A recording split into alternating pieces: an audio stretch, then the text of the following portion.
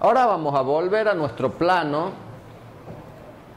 y vamos a empezar a dibujar la carpintería de esta casa. Bueno, acá hemos visto, ¿se acuerdan que habíamos visto el comando punto? pdmode es una variable de sistema que me permite asignar un número que va entre ¿cuánto y cuánto era, Marcela?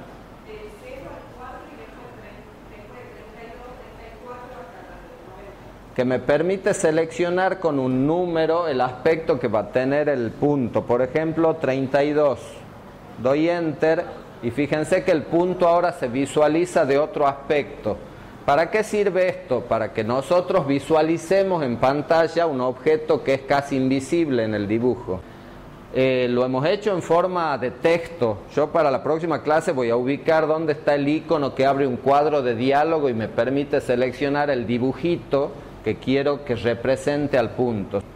Eso por el tema que había quedado pendiente cuando explicamos ese comando.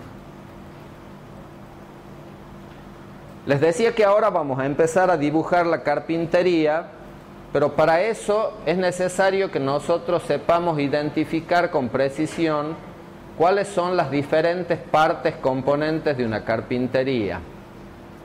Si ustedes se fijan en el listado de capas,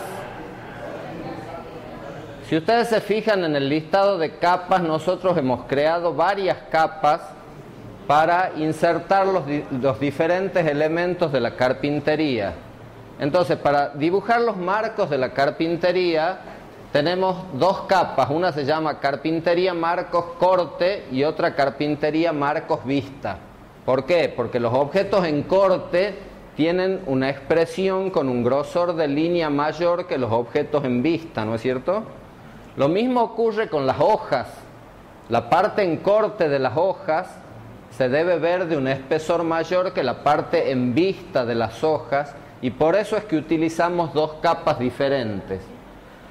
Después utilizamos otra capa, además de las correspondientes a los marcos y a las hojas, para representar el rebatimiento de las puertas de abrir, una capa para representar el símbolo de carpintería que la identifica en el plano, es decir, esta es la P1, esta es la P2, esta es la B1, esta es la B2. Y por último, utilizamos una capa para representar los vidrios en corte de la carpintería. Cada objeto de la misma tiene que estar ubicado en la capa que corresponde.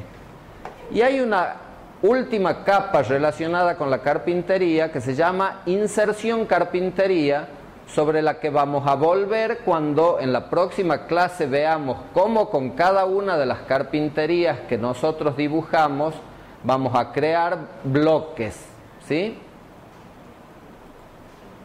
Cuando nosotros tenemos varias carpinterías iguales en un dibujo, no se dibuja una por una, tampoco se dibuja una y se la copia varias veces, sino que se genera un bloque, lo que tiene una serie de ventajas que vamos a ver en la próxima clase. Pero por ahora vamos a empezar a dibujar de cero una carpintería.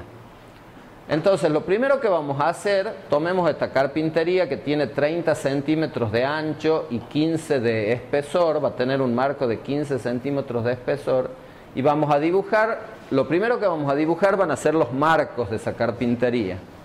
Entonces nos posicionamos en la capa carpintería marcos en corte, y a continuación con el comando polilínea vamos a dibujar un rectángulo que representa el marco que va a tener 3 centímetros de espesor por 15 de ancho. Es decir, que va a tomar todo el ancho de esta cara del muro y 3 centímetros de espesor como si fuera un marco metálico. Nosotros podríamos dibujar ese marco con todo el detalle necesario de una escala 1 en 1, es decir, todo el rebaje que tiene, donde hace tope la hoja, etcétera, etcétera. A los fines de este curso vamos a simplificar el marco simplemente en un rectángulo, que es lo usual para trabajar en escalas de 1 en 50, 1 en 100, no necesitamos más precisión que esa. Si tuviéramos que hacer un plano de detalle de carpintería, probablemente tendríamos que dibujar ese marco y también las hojas con un nivel de detalle superior al que nosotros vamos a utilizar en este curso. Entonces, cuando nos pide el punto inicial, nosotros podemos decirle que el punto inicial va a estar en este punto final de la línea. Marco la distancia con el rastreo polar activado y le digo que la distancia va a ser 3 centímetros, es decir, 0,03, doy enter.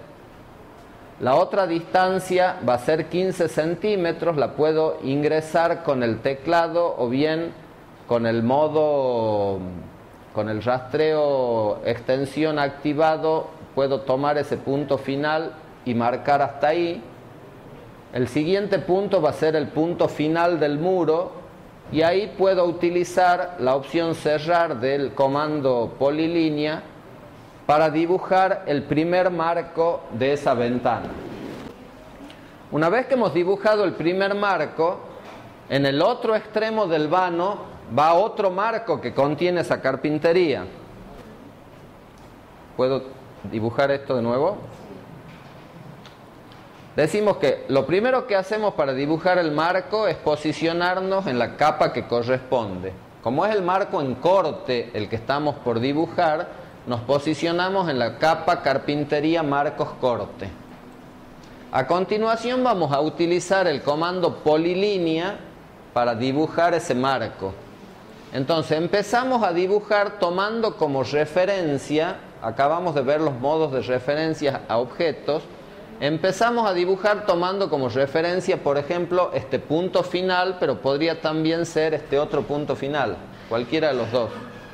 Cuando marco el primer punto, el siguiente paso es indicar con el mouse la dirección que va a tener el primer segmento de esa polilínea y con el teclado la distancia que va a tener ese segmento, que es 003.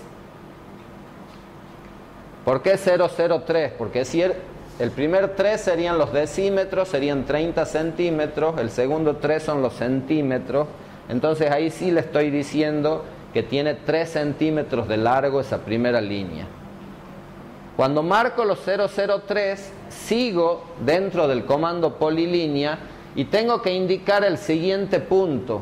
Para el siguiente punto puedo capturar la coordenada 90 grados e ingresar con el teclado punto 15, porque son los 15 centímetros de ancho que tiene el marco.